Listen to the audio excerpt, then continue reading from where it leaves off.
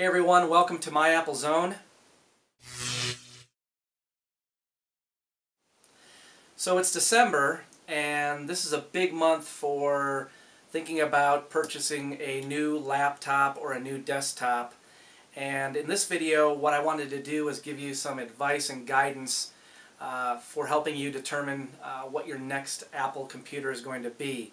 Whether you're thinking about buying a laptop or a desktop for yourself, or if you're thinking about buying one for somebody for this holiday season, I want to help you make that decision.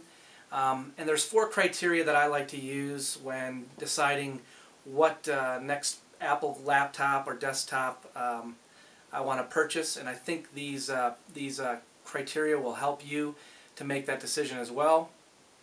They are price, timing, portability, and performance.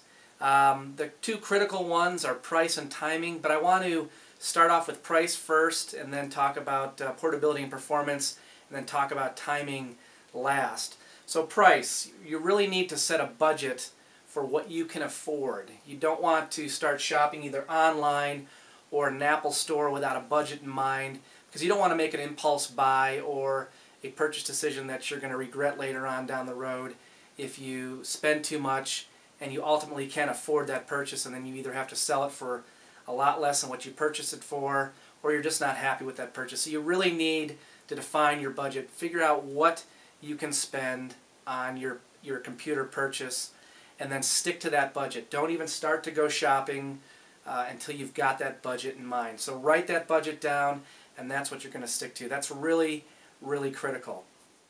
So the next thing I want to talk about is portability and performance. You've already got a price in mind, you're going to stick to it. Now you need to decide which model you want to purchase.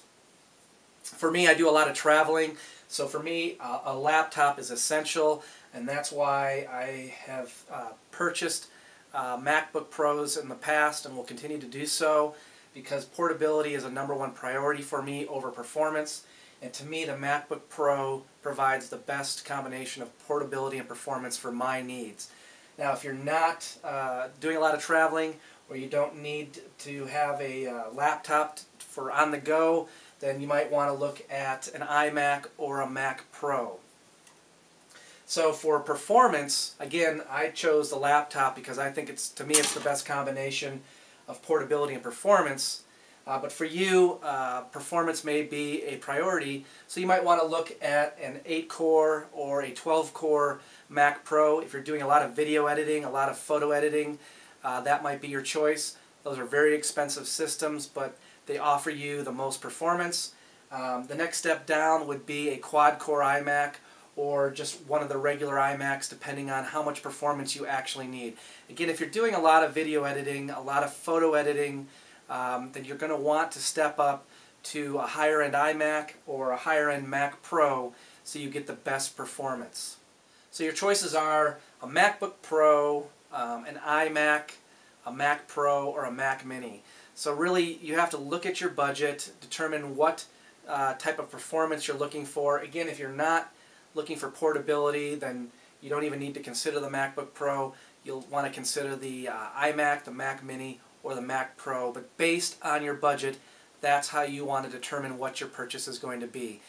The next thing to think about, which is really critical, is timing. Apple updates their systems once or twice a year.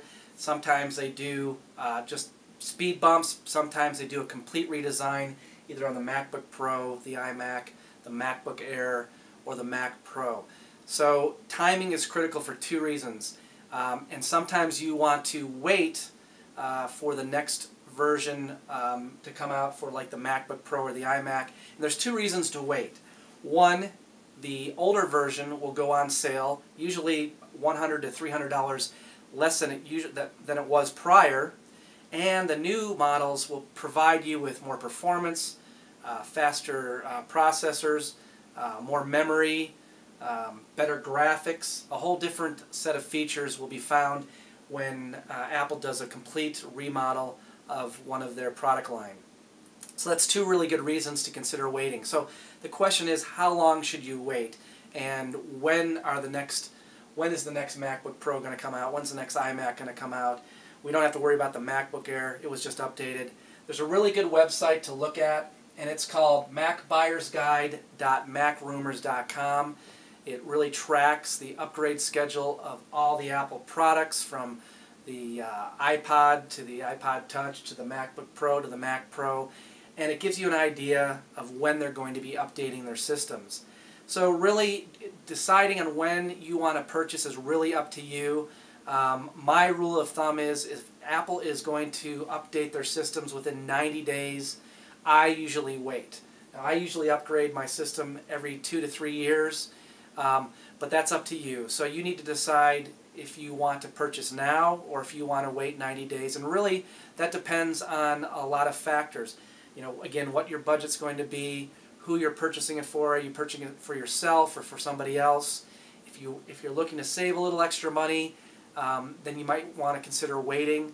So there's a bunch of different websites that track the Apple product updates. So again, the 4 criteria that you really need to focus on are price, performance, portability, and timing. Price being the #1 factor that you need to stay focused on. Again, timing is critical. There's a lot of websites, again, that are tracking when Apple's updating products. Apple is going to hold Macworld in January of 2011, January 23rd through the 26th. I believe you're going to see upgraded MacBook Pros there, and you may see the new iPad announced as well. Apple is expected to update both of these in early 2011. Again, if you can wait, then I would suggest waiting.